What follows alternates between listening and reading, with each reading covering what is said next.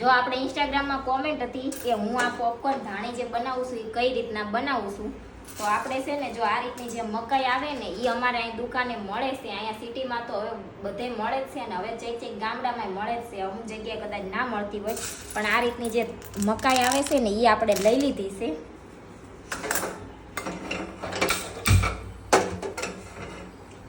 અને હવે છે ને એમાં 2 પાવડા તેલ નાખવાનું છે.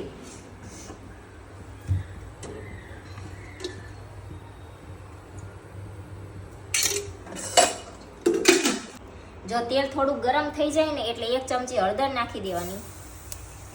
અને તમે જેટલું ખારું મોળું ખાતા હોય એટલું મીઠું નાખી દેવાનું.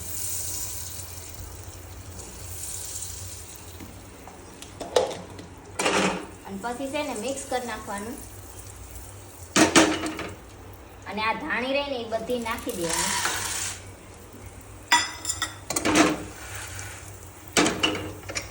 અને આ ઢાંકણું છે ને આપણે બંધ નથી કરવાનું, ખાલી આ રીતના મૂકી દેવાનું છે એમના.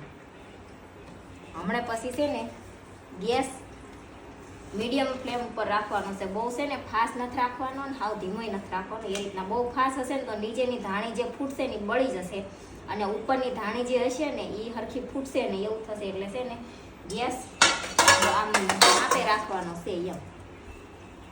જો આ કુકરમાં રહી એટલી અને આટલી આપણે ધાણી બની છે. અડધી વાટકી આપણે મકાઈ લીધી હતી એમાંથી.